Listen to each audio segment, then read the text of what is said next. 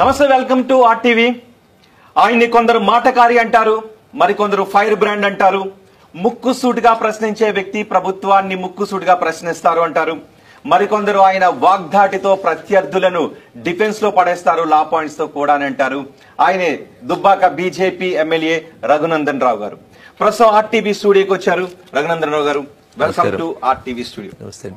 రఘునందన్ రావు గారు, ఈ అన్సెన్సర్ షోలో నాతో పాటు మీపై ప్రశ్నల బాణాలు విసరటానికి నాతో పాటు మా ఎడిటర్స్ టీం కూడా సిద్ధంగా ఉంది. కానీ మీపై విసిరే ఆ ప్రశ్నల బాణాలు కమలం పువ్వు అంత మెత్తగా ఉండకపోవచ్చు. సిద్ధంగా ఉన్నారా ఫేస్ చేయడానికి? తప్పకుండా, I welcome it. Yes, before that నేను మీతో ఒక ప్రమాణం చేయించాలని అనుకుంటున్నాను. అచ్చం అసెంబ్లీలో మీరు ఎలా అయితే ప్రమాణం చేస్తారో అలాగే. రెడీనా? అసెంబ్లీ కంటే కోర్టులో చేసినట్టు చేయించారు, బాగుంటది. అసెంబ్లీలో మేకర్ గా ఉన్నారు కాబట్టి నేను అసెంబ్లీలో చేయించినట్టే చేయిస్తాను.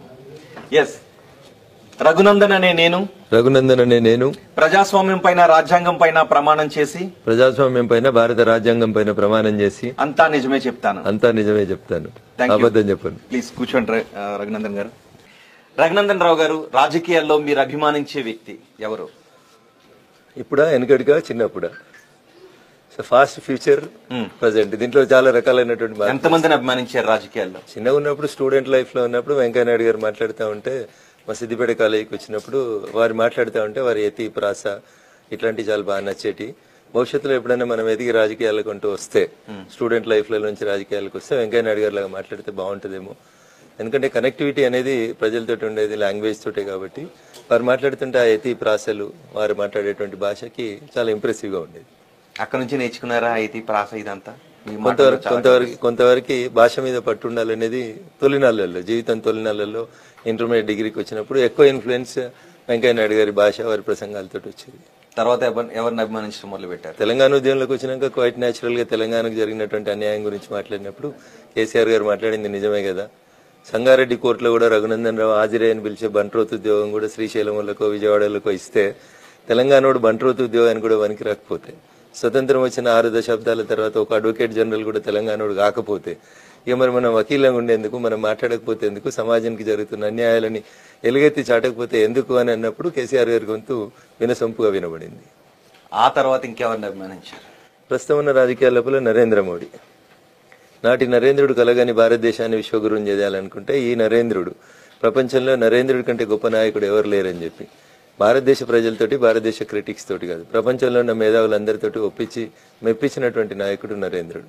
నిష్కల్మషమైనటువంటి రాజకీయాలకి మార్గదర్శకంగా నిలుస్తున్నటువంటి, ప్రపంచానికి మార్గదర్శకంగా నిలుస్తున్న నాయకుడు నేటి నరేంద్రుడు. అందుకని నేను మీరు ప్రశ్న అడిగితే పాస్టా, ప్రజెంటా, ఫ్యూచర్ అని అడిగింది. ఎందుకంటే అందుకని చిన్నప్పుడు ఇనిషియల్ డేస్ లోపల ఒక ఇన్ఫ్లుయెన్స్ ఉంటుంది, మీరు రాజకీయాలకు వచ్చినాక ఒక రకంగా ఉంటుంది, భవిష్యత్తును చూస్తున్నప్పుడు ఇంకో రకంగా కనబడుతుంది.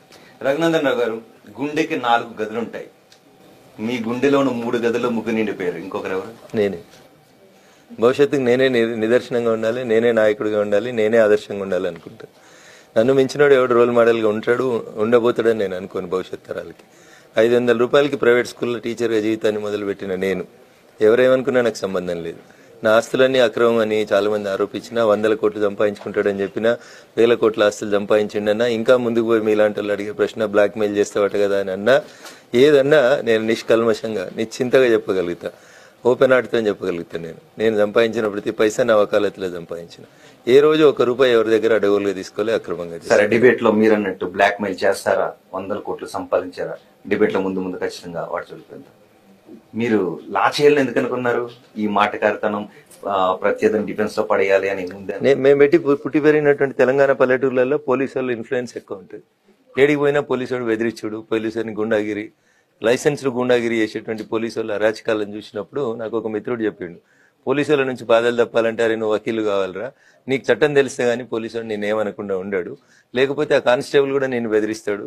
ముందుగా లైసెన్స్ అడుగుతాడు, తర్వాత హెల్మెట్ అడుగుతాడు, తర్వాత ఆర్సీ బుక్ అడుగుతాడు, తర్వాత నీ బండి మీద ఫైన్లు ఉన్నాయి అంటాడు. వాడి నోటికి వస్తే ఏదంటే అది చెప్తాడు. అవన్నీ లేకుండా వెళ్ళిపోతారా? ఆ డ్యూటీలో కొన్ని లిమిటేషన్స్ రాజ్ చేస్తారు. ఉదాహరణకి హైదరాబాద్ లో ప్రతి కార్నర్ లో ఇట్లా ఫోటోలు తీస్తూ ఉంటారు. నేను మొన్న ప్రెస్ మీట్ పెట్టి చెప్పిన తర్వాత తగ్గినాయో తగ్గలేదో నాకు తెలియదు, కానీ ఏ వ్యక్తిని కానీ సమాజంలో రోడ్డు మీద పోతున్నప్పుడు ఎవరికి కూడా ఫోటో తీసేటువంటి అధికారం లేదు. ఆ ఫోటో ఎందుకు తీస్తున్నావు అని ట్రాఫిక్ కానిస్టేబుల్ ఎప్పుడన్నా ఏ రిపోర్టర్ అని అడిగిండా? అడగాడు. ఎందుకంటే మీ పని మీరు చేయరు. ఎందుకు చేయరంటే మీకు చట్టం తెలియదు కాబట్టి. పోలీసుడు ఫోటో తీస్తున్నాడు కాబట్టి నాకు హెల్మెట్ లేదు కాబట్టి తీయొచ్చేమో అని మీరు అనుకుంటారు. మీకు ఫోటో తీసే అధికారం లేదనేది మీకు తెలియదు, ఆ పోలీస్ ఆయనకు తెలియదు, కానిస్టేబుల్ గారికి అంతకంటే తెలియదు. ఈ మాట నేను ఎందుకు చెప్తున్నా అంటే ఈ రాష్ట్రంలో డ్రగ్స్ కేసు ఒకటి వచ్చింది, గొడవ స్టార్ట్ అయింది. పెద్ద పెద్ద సినిమాలలో హీరోలు హీరోయిన్లు పెద్ద పెద్ద దర్శకులు నిర్మాతల్ని ఇట్లే మీలాగానే 4వ ఫ్లోర్కి పిలిచి కూర్చొని నీ గోర్లు ఇస్తావా, నీ వెంట్రుకలు ఇస్తావా, నువ్వు డ్రగ్స్ తీసుకున్నావా అని అడిగారు. ఎవరికి తెలియదు అసలు. వ్యక్తి శరీరంలో ఉన్నటువంటి పార్ట్స్ని తీసుకునే అధికారం పోలీసుడికి లేదనేది ఏ సినిమా హీరోకి తెలియదు, ఏ సినిమా డైరెక్టర్కి తెలియదు. మళ్ళీ నాలాంటి నేనే అధికారికంగా నేను వకీల్ని కాదు కానీ అనధికారికంగా నాకు తెలిసిన మీలాంటి వకీళ్ళకి చెప్పి అరే ఇండియన్ పీనల్ కోడ్లో అది అవకాశం లేదు, మనిషి కాన్సెంట్ లేకుండా మనిషి శరీరంలో నుంచి గోరులో వెంట్రుకల్లో రక్త నమూనాలో శాంపుల్ తీసుకునే అధికారం ఐపీఎస్లకు లేదు అని చెప్తే చెప్పండి. సెల్ఫ్ అంటే తనకు వ్యతిరేకంగా తానే సాక్ష్యం సమర్పించకూడదని అంటుంటదండి. నేనేమంటున్నా, నాకు వ్యతిరేకంగానే కానీ మీరు ఫోటో తీసే అధికారం లేదు. నాకు వ్యతిరేకంగా మీరు ఎప్పుడు ఫోటో తీస్తారు? నేను ముద్దాయినయి, నా పేరు మీద ఒక ఎఫ్ఐఆర్ ఉండి నేను పరారీలో ఉన్నటువంటి నిందితుని అయినప్పుడు నా మీద ఉన్న ఎఫ్ఐఆర్ కాపీ నాకు ఇచ్చి నన్ను అనుమానితుని కింద నా ఫోటో తీసుకునే అధికారం పోలీసునికి చట్టం కల్పిస్తుంది. కానీ రోడ్డు మీద పోతుంటే హెల్మెట్ లేదు కాబట్టి నీ బొమ్మ తీస్తా, నీకేదో చాలని పంపిస్తా అనేటువంటి అధికారం పోలీసులకు లేదు. నేను ఈ మాట ఫస్ట్ టైం ఎప్పుడు చెప్పినా అంటే డ్రంక్ అండ్ డ్రైవ్ కేసులలో ఎవరిని పడితే వాళ్ళని ఆపి కార్లు తీసుకుపోయి స్టేషన్లలో వారేస్తుంటే no police have such a power to seize the vehicle. Abrupt గా రోడ్డు మీద అర్ధరాత్రి ఆడపిల్లల మగపిల్లల జర్నలిస్టా వకీల రాజకీయ నాయకుని కొడుక అదేంది ఏదో దొరికినట్టు కోతి కొబ్బరి చిప్ప దొరికింది అన్నట్టు ఎవడు దొరుకుతావని తీసుకొచ్చి టీవీలలో పెట్టింది డ్రంక్ అండ్ డ్రైవ్ లో కారు తీ పక్కకు పెట్టు. కోర్టు చెప్పింది ఎప్పుడు ఏడాది తర్వాత నిద్రలేసి చెప్పింది కోర్టు మీరు అట్లా బండ్లు సీజ్ చేయొద్దు, అవకాశం ఉంటే పీనలైజ్ చేయండి అని కోర్టు ఏడాది తర్వాత చెప్పింది. ఆ ఏడాది లోపల కొన్ని 100 కార్లు తీసుకుపోయాడు డ్రంక్ అండ్ డ్రైవ్ లో వారేసిరు రోడ్ల మీద. చట్టం తెలుసుకోవడం మంచిది, చట్టం తెలుసుకుంటే నువ్వు మంచిగా బతుకుతావు బిడ్డ అని నాకు చదువుకున్న ఒకసారి చెప్తే నేను వకీల్గా మారిన. రఘునందన్ రావు గారు, ఇక్కడ నేను తర్వాత అడగాలి అని అనుకున్న క్వశ్చన్స్ మీరు ముందుకు తీసుకొచ్చారు. ఇప్పుడు మీరు చెప్పిన ప్రతి పాయింట్ లో కూడా బాధ్యత రాహిత్యంగా వెళ్లే వాళ్ళకి చట్టంలో ఉన్నటువంటి లూప్ హోల్స్ ను ఇలా వాడుకోండి అని చెప్పే పాయింట్స్ నాకు ఎక్కువ కనపడ్డాయి. అంటే హెల్మెట్ లేకుండా వెళ్తున్న వాళ్ళకి పోలీసులు ఫోటో తీస్తే అడగండి అంటారు. పోలీసుడు ఏం చేయాలంటే సాక్షి ఇవ్వకుండా ఉండాలంటే ఏం చేయాలని చట్టాన్ని తీసుకొచ్చానన్నారు. 2 డ్రంక్ అండ్ డ్రైవ్ లో పట్టుబడితే పోలీసులు సీజ్ చేయకుండా ఉండటానికి ఏ పాయింట్ ఉపయోగపడుతుంది అనేది నేను చెప్పానన్నారు. అంటే బాధ్యత రాహిత్యంగా ఉండేటప్పుడు చట్టానికి దొరకకుండా లీగల్ పాయింట్ ఎలా వాడుకోవాలనే విషయాన్ని ప్రజలకు తెలియజేస్తున్నారా? సో బాధ్యత గల పోలీసుడు ఏం చేయాలంటే హెల్మెట్ లేకపోతే అక్కడ కూర్చొని 1000 రూపాయలు ఫైన్ వేసే బదులు 350 రూపాయలు హెల్మెట్ కొనిచ్చి వాళ్ళకి రసీదు తీసుకొని పైసలు ఇచ్చి హెల్మెట్ కొనిచ్చి పంపించాలి. దానివల్ల నువ్వు ఒక ప్రాణం కాపాడినట్టు అవుతావు. అది బాధ్యత అంటారు. హక్కులతో పాటు బాధ్యతలను గుర్తు తెచ్చుకోవాలి. నాకు జీతం వస్తలు ఎవడైతేంది, పోలీసుడు అయితేంది, వకీలు అయితేంది, జడ్జి అయితేంది, రిపోర్టర్ అయితేంది, ఎవడైతేంది, నువ్వు ముందు ఈ దేశ పౌరునివి. నీకు బాధ్యతలు అనే మాట నీ నోట్లకెళ్ళి వస్తే హక్కులు బాధ్యతలు 2 సైమల్టేనియస్ గా ఒక బొమ్మకు నాణ్యానికి బొమ్మ బొరుసు ఎట్లుంటే అట్లుంటే అనేది గుర్తించాలి. ఎంతసేపు నాకు హక్కులున్నాయి లొలిపెట్టే వాళ్ళకి బాధ్యతలు లేవా? ఆ బాధ్యతలు నేను గుర్తు చేస్తా ఉన్నా. దొంగసాటుకి వెళ్ళి ఫోటో ఎందుకు తీస్తావు? 1000 రూపాయలు ఫైన్ ఎందుకు వేస్తావు? పోతున్నోడికి ఆపి తమ్మి ఇది పద్ధతి కాదు, చచ్చిపోతావు, ఇంట్లో మీ అమ్మ నాన్న ఎదురు చూస్తారు, భార్య పిల్లలు చూస్తారు, హెల్మెట్ కొనుక్కో, 500 రూపాయలని ఫైన్ తీసుకొని పంపి. లైసెన్స్ లేదు ఆపు, ఆర్టీఓకి ఫోన్ చేయి, ఈ బండిని ఆర్టీఓ ఆఫీస్ పంపి, హోమ్ గార్డ్ వెనకాల కూర్చోబెట్టి పంపించేసి లైసెన్స్ ఇప్పి దేర్ ఎండ్స్ ద డ్యూటీ.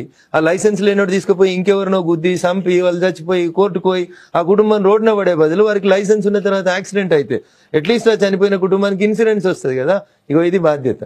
రోడ్ల మీద దొంగసాటుగా ఫోటోలు తీసి వాడు పారిపోయి గుద్ది ఈ పక్కకు పోయి ఆ పక్కకు పోయి దిస్ ఈజ్ ఇర్రెస్పాన్సిబిలిటీ. ఈ రెండింటి మధ్యలో ఒక సన్నటి గీత ఉంటుంది. ఆ గీతను నేర్పిస్తే రఘునందన్ నువ్వు అంతా అడగోళ్ళకి ఇస్తే వకాలత్ అంటే అడగోళ్ళే వస్తారు నా దగ్గరికి. శ్రీరామచంద్రుడు నా దగ్గరికి ఎందుకు వస్తాడు? సీతాదేవి నా దగ్గరికి ఎందుకు వస్తుంది? రావణాసురుడే వస్తాడు నా దగ్గరికి, విభీషణుడే వస్తాడు నా దగ్గరికి, మండోదరే వస్తుంది. వాళ్ళ తరపునే వకాలు చేయమని నాకు పట్టా ఇచ్చారు కదా. కొత్తగా మీరు అడిగేది ఏంది? ఆ నల్లకోటి ఇచ్చిన రోజు నాకు చెప్పిందే కదా. నీ దగ్గరికి ఎవడొచ్చి వకాల సంతకం పెడితే వాడే నీ క్లయింట్, వాడే నీ శ్రీరాముడు, వాడే నీ దేవుడు, అంతే. వాడినే రక్షించాలి. That is called vakalat. Right. వృత్తి ధర్మం. I agree. రాజకీయాలకు ఎందుకు రావాలనుకుంటున్నారు? నేను టీచర్గా, జర్నలిస్ట్గా, వకీల్గా పనిచేసినటువంటి ఏరియాస్ అన్నీ కూడా కొంత లిమిటెడ్ పీపుల్కి మాత్రమే స్కోప్ ఇచ్చినాయి. నేను పనిచేయాలనుకుంది సమాజానికి ఏదో చేయాలనేటువంటి గొప్ప ఆలోచనతో వచ్చినాను. నేను ఆ చేయడానికి నేను ఎన్నుకున్నటువంటి ఈ 3 వృత్తులు కూడా, నేను టీచర్ వృత్తికి పోయినప్పుడు, నేను బీఈడీ చేసినప్పుడు మాకు చదువు చెప్పిన సార్లు చెప్పారు, the destiny of a nation is resided in the 4 walls of class room అని. ఏ దేశ భవిష్యత్తు అయినా తరగతి గోడల యొక్క 4 గోడల మధ్యలో నిర్మించబడుతుంది అని చెప్తాడు. స్వామి వివేకానంద చెప్పిన మాట నమ్మినాను. ఖచ్చితంగా టీచర్గా పనిచేసిన నా దగ్గర స్టూడెంట్లకు అనేక మందిని మంచి సిటిజన్స్గా మార్చేందుకు ప్రయత్నం చేస్తున్నాను. But it has limited scope. అది కాదు అనుకున్నాం. తర్వాత జర్నలిజంలోకి వచ్చినాం. చాలా చాలా సంస్థలలో పనిచేసినాం, చాలా గొప్పగా పనిచేసినాం. ఇప్పట్లాగా మేము ఎవరికి భయపడలేదు, ఏ రంగు వేసుకోలేదు. మేము రాయాలనుకున్న వార్త రాసిన మేము పనిచేసినప్పుడు జర్నలిస్ట్ మిత్రులు ఎప్పుడు భయపడలేదు.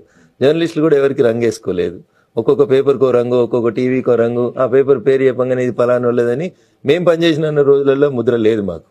మేము సెల్ఫ్ రెస్పెక్ట్ తోటి బతికినాం. పేపర్లు పెట్టి టీవీలు పెట్టి అమ్ముకోలేదు మేము. నేను వార్తలు రాస్తే 32 మంది ఎమ్మెల్యేలతోటి హౌస్ కమిటీ చేశారు.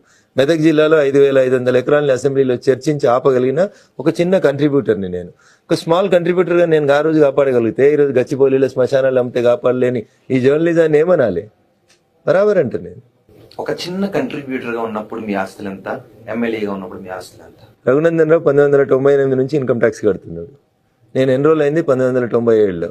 తీసుకోరు ఇన్కమ్ ట్యాక్స్ అయితే రైట్ టు ఇన్ఫర్మేషన్ కింద ఇస్తాడు. ప్రతి సంవత్సరం ఇన్కమ్ ట్యాక్స్ కట్టినా, ఈ రోజు కూడా కడతా. ఎమ్మెల్యేగా ఓడిపోయిన తర్వాత కూడా కంటిన్యూస్ గా 3 సంవత్సరాలు ప్రతి సంవత్సరం ₹1 కోటి ట్యాక్స్ కట్టినా. ₹1 కోటి ట్యాక్స్ కట్టలే, ₹1 కోటి నగదు తీసుకుపోయి ట్యాక్స్ కట్టొచ్చింది. ఏది ఎక్కువ సంతృప్తినిచ్చింది, ఎమ్మెల్యేగానా అంటే రాజకీయ జీవితమా, జర్నలిస్ట్ జీవితమా, అడ్వకేట్ జీవితమా? See, you can change the life of the people from politics only. So నేను కొన్ని విషయాలు మాట్లాడుతున్నప్పుడు చాలా మంది ఏమంటారంటే ఇలా వీడు గెలిచింది కాబట్టి ఈ రకంగా మాట్లాడుతుండు, రఘునందన్కి అహంకారం ఎక్కువ వచ్చిందని చాలా మంది ఆలోచిస్తూ ఉంటారు. నేను ఆ రోజైనా ఇట్లే మాట్లాడినా, ఈ రోజైనా ఇట్లే మాట్లాడతా, రేపు కూడా ఇట్లే ఉంటా. పరిస్థితులు నాకు అనుకూలంగా ఉన్నా, పరిస్థితులు నాకు అనుకూలంగా లేకపోయినా ఆ పరిస్థితిని నాకు అనుకూలంగా మార్చుకోవడం నాకు దేవుడు ఇచ్చినటువంటి వరం. See I will fight like that only. కోర్టులో కూడా అట్లే కొట్లాడతా. నేను కొట్లాడుతున్న కేసు 100% ఓడిపోయే కేసు అని నాకు తెలిసినప్పటికి కూడా స్వామి వివేకానంద గారు చెప్పినట్టు నా చివరి శ్వాస దాకా, అది శత్రువా మృత్యు అనేది వదిలిపెట్టు, నేను చివరి శ్వాస దాకా కొట్లాడతా, ఆర్గ్యూ చేస్తా, కన్విన్స్ చేస్తా, కాకపోతే కన్ఫ్యూజ్ చేస్తా, ఏదో ఒక రకంగా నా క్లయింట్ని నేను కాపాడుకుంటా. అది నా వృత్తి ధర్మం. సో పాలిటిక్స్ లో వాస్ట్ గా సేవ చేయాలని అవకాశం ఉంటుందని వచ్చినాం. మార్చాలనుకున్నాం పాలిటిక్స్ ని. రాజకీయాలు అంటేనే ఇంకొక మంచి వృత్తి ఇది, దీంట్లోకి అందరం రావాలని ఒక మంచి నేర్పియాలి ప్రజలకు అనుకున్నాం. దీంట్లో నాకు ఆదర్శం టిఎన్ శేషన్ అన్నట్టు ఆయన ఎన్నికల కమిషనర్ కాకముందు ఎవరిని గోడ మీద పడితే ఆయన గోడ మీద రాస్తాం, ఏ గుర్తు పడితే ఆ గుర్తు రాస్తాం, ఏది పడితే అది లొల్లి పెడతాం, ఏడ పడితే ఆడ మైకు పెడతాం, ఎప్పుడు పడితే అప్పుడు వరుతాం. వాడు నిద్రపోతుండా, పడుకున్నాడా, చేస్తున్నాడా అనేది లేకుండా భారత రాజ్యాంగం ఎన్నికల కమిషనర్కి ఇచ్చిన అధికారాలు ఏంటి అనేది భారతదేశ ప్రజలకి పౌరులకి చెప్పింది టిఎన్ శేషన్. ఒక్క శేషన్ అనే ఒక ఐఏఎస్ ఆఫీసర్ నిజాయితీగా పనిచేస్తే, ఎన్నికల సంస్కరణలు అంత గొప్పగా చేయగలిగితే, ఒక్క ఎమ్మెల్యేనో ఒక ఎంపీ నిజాయితీగా పనిచేస్తే ఎంత మార్పు తీసుకురాగలుగుతాడు ఈ దేశంలో అనేటువంటి ఒక దృఢ సంకల్పంతో రాజకీయాల్లోకి వచ్చింది. సరే, ఇక రాజకీయాల్లోకి వచ్చేద్దాం. దుబ్బాకలో మీరు గెలిచిన తర్వాత రాజకీయాల్లో మార్పు మొదలైంది అన్నారు. ఏ మార్పు మొదలైంది? మీరు ఎంత నిజాయితీగా పనిచేశారు ఎమ్మెల్యే?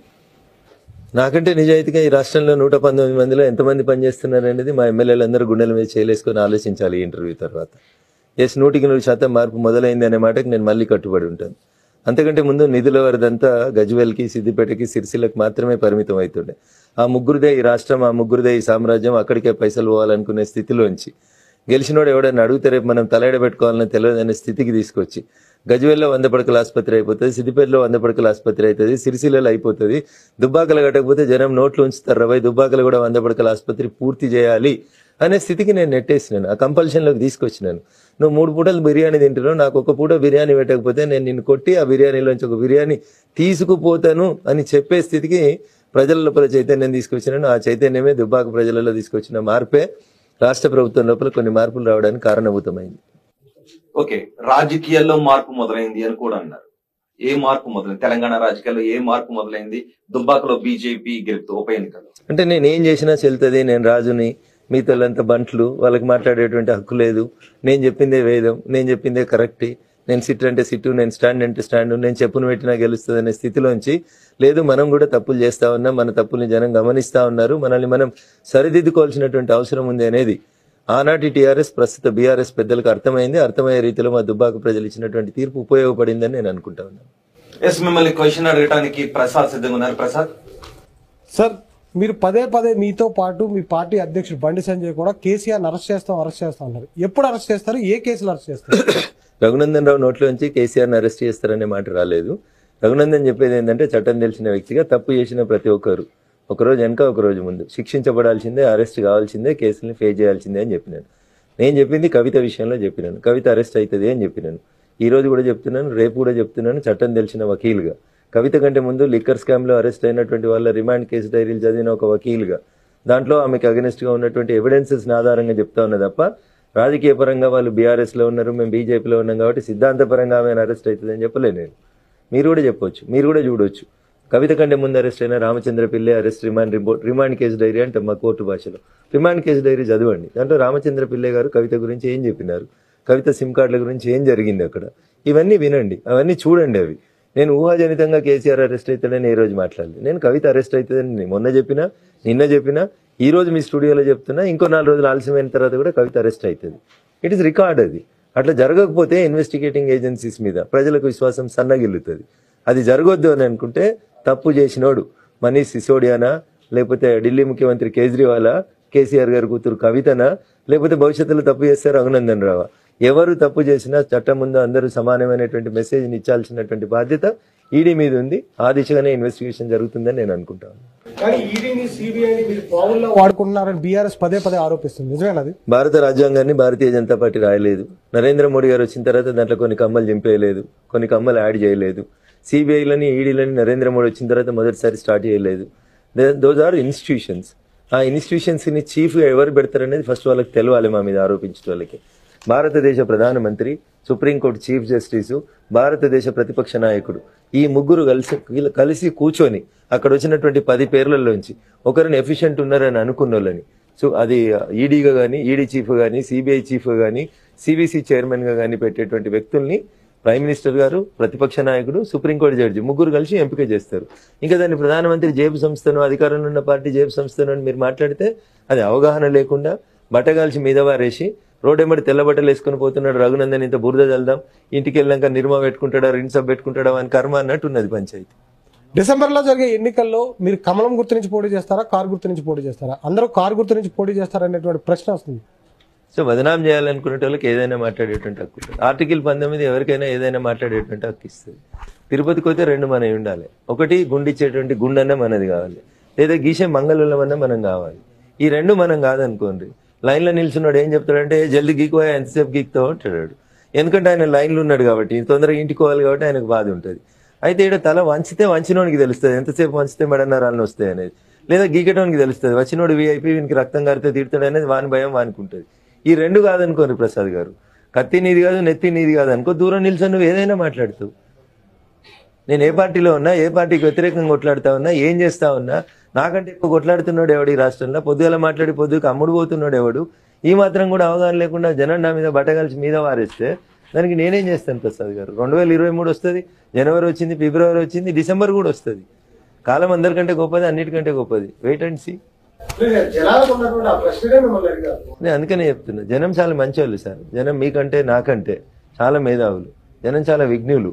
అందుకనే ఎంపీటీసీకి ఎవరిని గెలిపేయాలి, సర్పంచ్కి ఎవరిని గెలిపేయాలి, ఎమ్మెల్యేకి ఎవరిని గెలిపేయాలి, ఎంపీకి ఎవరిని గెలిపేయాలి, ప్రధానమంత్రి ఎవరు ఉండాలి, ఎవరు ఎట్లుండాలి అనేది ఒకటేసారి సైమల్టేనియస్ గా ఎలక్షన్స్ పెట్టినా వీళ్ళకి ఏం తెలియదు.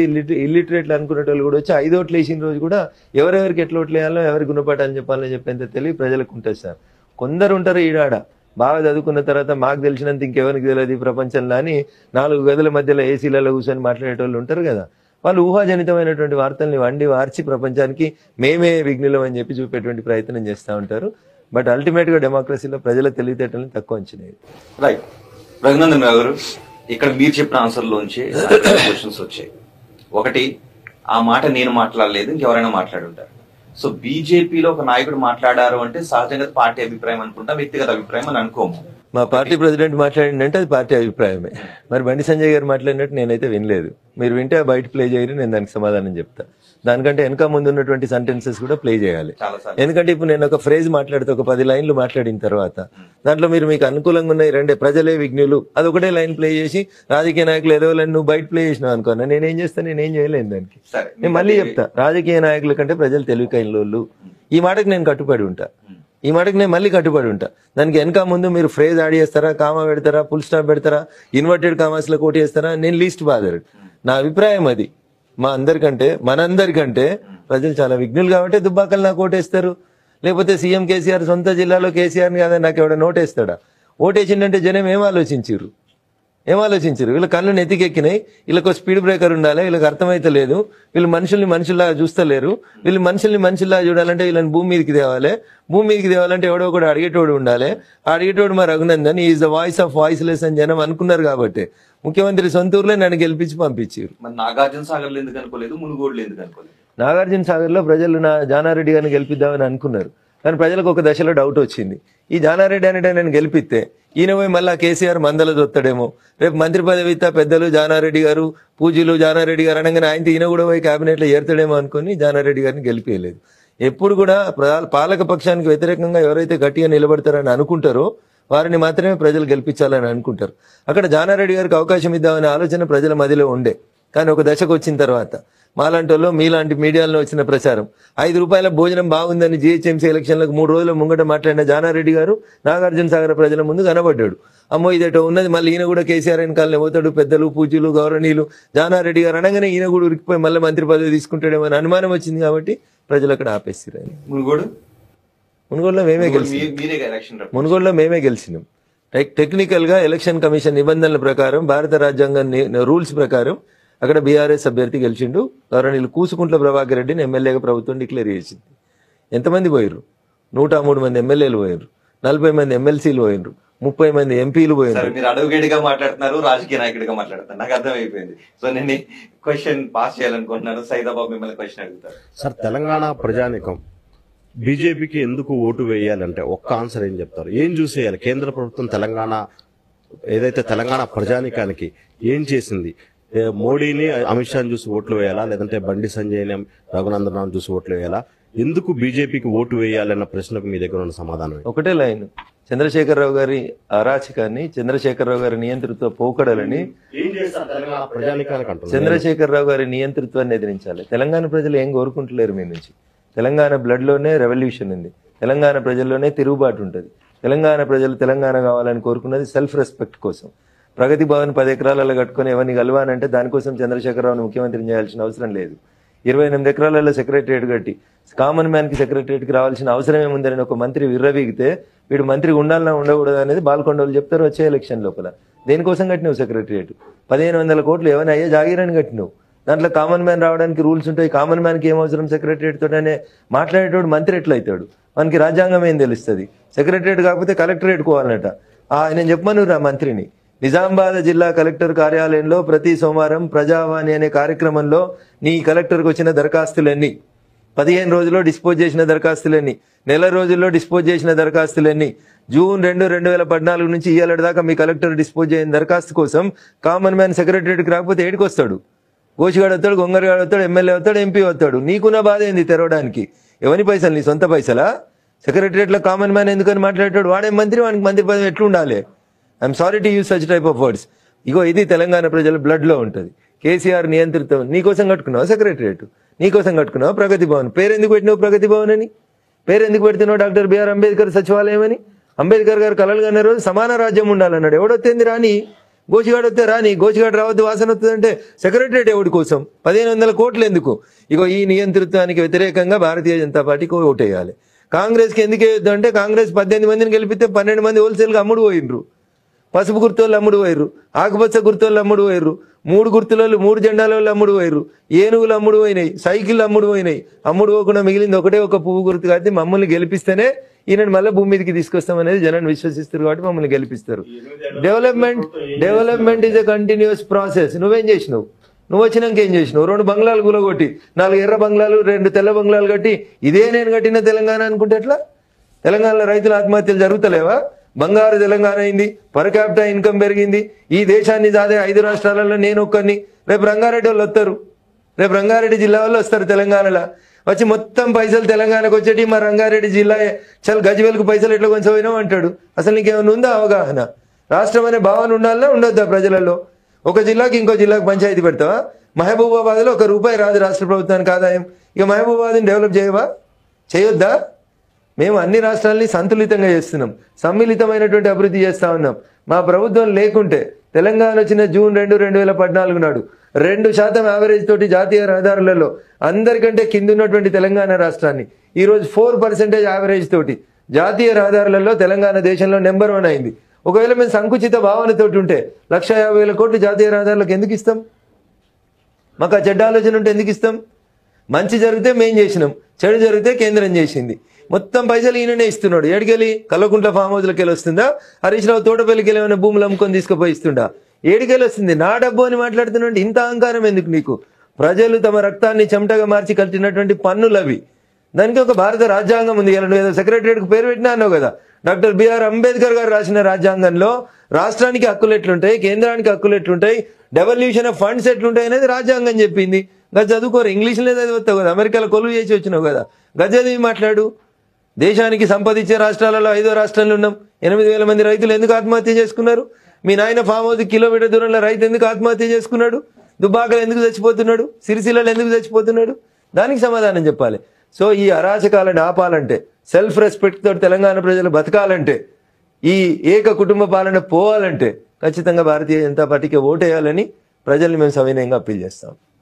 రైట్, మధు మిమ్మల్ని మరో క్వశ్చన్ అడుగుతారు. రఘునందన్ గారు, ముఖ్యంగా కేసీఆర్ మానస పుత్రికగా దళిత బంధుని చూస్తా ఉన్నారు. దళిత బంధుతో మొత్తం తెలంగాణనే కాదు దేశవ్యాప్తంగా కూడా దళిత బంధు అమలు చేసేలా ప్రెషర్ తీసుకొస్తాం రాజకీయ పార్టీలపైన స్టేట్మెంట్. మొన్న మాట్లాడుతూ బీఆర్ఎస్ సంబంధించినటువంటి పార్టీ సమావేశంలో 30 మంది ఎమ్మెల్యేల అవినీతి జాబితా నా దగ్గర ఉంది, 3 లక్షలు డిమాండ్ చేస్తారు, 15 లక్షలు ఇచ్చే దాంట్లో స్టేట్మెంట్ ఇచ్చారు.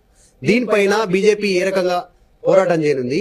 అంటే కేసులే కోర్టులే సుమోటోగా కేసులు తీసుకోవాలని మీరు అన్నారు. మీరు కూడా ఏమైనా ఫిర్యాదు చేయబోతారా? ఈ అంశంపైన ఏం పోరాటం చేయబోతాం? ఇప్పుడు రఘునందన్ రావు ప్రెస్ మీట్ పెట్టి ఒక మంత్రి మీద కొన్ని ఆరోపణలు చేస్తే ఏప్రిల్ 27వ రోజు తెలంగాణ భవన్ లోపల గౌరవ ముఖ్యమంత్రి గారు మాట్లాడుతూ ఎవడో తలకాయ లేనోడు ఆరోపణలు చేస్తే నువ్వు ఎందుకు స్పందించినావని మంత్రి మీద ఆగ్రహం వ్యక్తం చేసిండని అన్ని టీవీలలో పేపర్లలో బ్రేకింగ్లు, స్లేట్ బ్రేకింగ్లు, ప్లేట్ బ్రేకింగ్లు వేసుకున్నారు. సరే, రఘునందన్ రావు అనేటోడు బాధ్యత లేకుండా ప్రతిపక్షంలోకి వెళ్ళి పని లేకుండా పస లేకుండా ఆరోపణలు చేసిండు. వాడు తలకాయ లేనోడు. ఒక నిమిషానికి ఒప్పుకుందాం. మరి నువ్వు తలకాయ ఉన్నోనివే కదా, నువ్వు ముఖ్యమంత్రివే కదా. నీ దగ్గర నీ మానసపుత్రిక ప్రోగ్రాం అయినటువంటి దళిత బంధులో నీ సొంత పార్టీ ఎమ్మెల్యేలు 3 లక్షలు 5 లక్షలు తీసుకుంటారనే ఇన్ఫర్మేషన్ నీ దగ్గర ఉన్నది అని నువ్వు మాట్లాడినావని నేను మాట్లాడినట్టే తెల్లారి పేపర్లలో వచ్చింది. రఘునందన్ రావు మంత్రి నిరంజన్ రెడ్డి మీద ఆరోపణలు చేసినందుకు తలకాయ లేనోడు అయితే 30 మంది ఎమ్మెల్యేలు దళిత బంధులో 3 లక్షలు 5 లక్షలు తీసుకుంటారు అని మాట్లాడిన మీరు ఒకవేళ నిజంగా తలకాయ ఉన్నోడు అయితే, తలకు మాసినోడు కాకపోతే, రాజ్యాంగం మీద ప్రమాణం చేసి రాష్ట్ర ఆస్తుల్ని ప్రజల ఆస్తుల్ని కాపాడుతా అనే మాటకు మీరు కట్టుబడి ఉంటే ముందుగా మీరు ఏం చేయాలంటే ఆ 30 మందిని సాక్ చేయాలి. నీ దగ్గర 104 మంది ఉన్నారు కదా, 30 మంది పోతే నీకేం కష్టం రాదు. మాట్లాడితే కేటీఆర్ చెప్తాడు కదా, మేము సిట్ వేసినాం, తెలంగాణ పోలీసులు దేశానికి ఆదర్శం, మళ్ళీ ఒక సిట్ అయ్యి మీ నాయనకు నోటీస్ ఇయ్యి, ఆ 30 మంది ఎమ్మెల్యేల లిస్ట్ ఇవ్వమని అడుగు, ఆ 30 మంది ఎమ్మెల్యేలకు నోటీస్ ఇయ్యి, వాళ్ళని తీసుకుపోయి ముద్దాయిలుగా విచారణ స్టార్ట్ చేయి. This is the true spirit of democracy.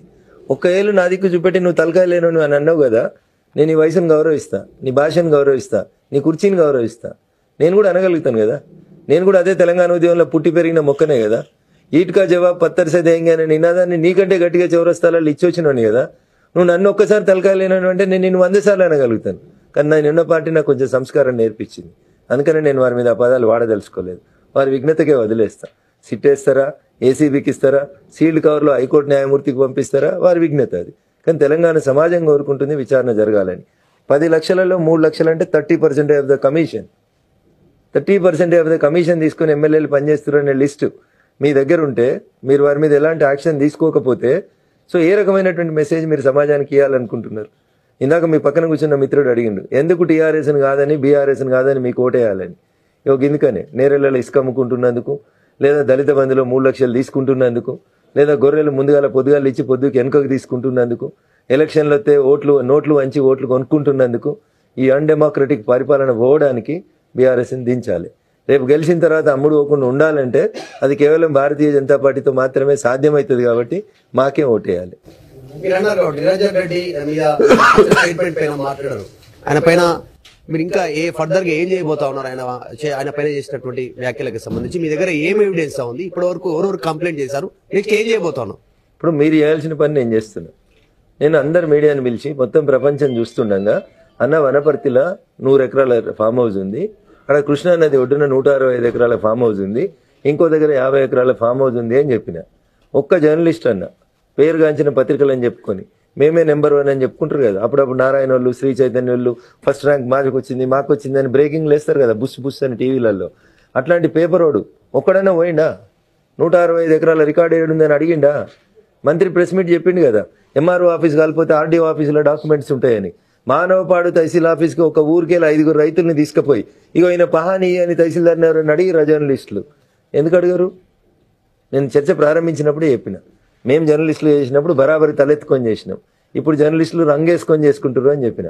ఆ మాట కట్టుబడి ఉంటా. ఎందుకంటే నేను చేసిన ఆరోపణలు అవాస్తవం అయితే యూ కెన్ క్రాస్ క్వశ్చన్ మీ. నీకు వనపర్తికి పోతే ఎందుకంటే ఆయన లేకపోయే, నేనేదో చంద్రమండలం మీదకి పొమ్మన్నట్టు నేను ఆరోపించిన మంత్రి 160 కిలోమీటర్ల దూరంలో ఉంటాడు. మంత్రి పిలుస్తా అన్నాడు, 27, 28 బిజీ అయిపోయినాక పిలుస్తా అన్నాడు. ఇలా 30 బిజీ అయిపోయినాక రేపు పిలవకపోతే అడుగుండ్రి. నిరంజన్ రెడ్డి గారు రఘునందన్ 5 రోజుల నుంచి హైదరాబాద్లో ఉన్నాడు నీకోసం అని చెప్పుర్రి, వీళ్ళు తోలుకపోమనుర్రి. లేదు నన్ను తోలుకపోవడం ఇష్టం లేదు, మిమ్మల్ని తోలుకపోయి చూపెట్టమనుర్రి. ఆయన తోలుకపోడు, మీరు పోన్రి. మీరు ఎందుకు పోరు? నేనెందుకు పోవాలి కోర్టుకి? కాదన్నా, నేనెందుకు పోవాలి? చూపిస్తున్నాం, నిరంజన్ రెడ్డి చూపించాం, గ్రౌండ్ రిపోర్ట్ కూడా చూపించాం, ఇక ముందు కూడా చూపిస్తాం. లేదు వాస్తవం లేదా అన్న? తెలంగాణలో సీలింగ్ యాక్ట్ ప్రకారం 55 ఎకరాల కంటే ఎక్కువ భూమిని ఒక వ్యక్తి ఒక కుటుంబం కలిగి ఉండడానికి వీల్లేదు. 100 ఎకరాల ఫామ్ హౌజులు ఎవరి పేరు మీద వచ్చినాయి? ఆ కంపెనీలు ఎవరి? నీ బినామీ కంపెనీలు కావా? నేను ఎవరికి కంప్లైంట్ చేయాలో నేను చేస్తాను. నేను యుద్ధం స్టార్ట్ చేసినా యుద్ధాన్ని ఎట్లా గెలవాలో నాకు తెలుసు, నాకు వదిలేసేయరు. అది మీకేం బాధ్యత లేదా అంటున్నా. మీ బాధ్యతను మీరు ఎందుకు నిర్వర్తించరు అంటున్నా. ఎందుకు మేము మిమ్మల్ని 4th ఎస్టేట్ అని గౌరవించాలని అడుగుతున్నా. ప్రజాస్వామ్యం పరిడవిల్లాలంటే మిగతా 3 స్తంభాలు తమ పనిని చేయలేకపోయినప్పుడు చేయాల్సింది మీరే అన్నా అని చెప్తున్నా. గాడికెళ్ళే గీడికి వచ్చిన కాబట్టి నువ్వు పని సరిగా చేయండి అని అడుగుతున్నా. ఖచ్చితంగా రైట్. తిరుమల ఒక నిమిషం. ఓకే, ఇప్పుడు మీరు కేసీఆర్ తన అనుయాయులకి లబ్ధి చేకూరే రకంగా ప్రవర్తిస్తున్నారు. నేను చెప్పలే ఆ మాట, కేసీఆర్ గారే చెప్పారు. దళిత బంధులో మా ఎమ్మెల్యేలు 3 లక్షలు తీసుకున్నట్టు, 5 లక్షలు తీసుకున్నట్టు, వారు ఏజెంట్లను పెట్టి పైసలు వసూలు చేసినట్టు నా దగ్గర ఆధారాలు ఉన్నాయని గౌరవనీయులు చంద్రశేఖరరావు గారు అన్నారు. వారు అన్నమాట నేను మీకు మరొకసారి గుర్తు చేస్తా ఉన్నా.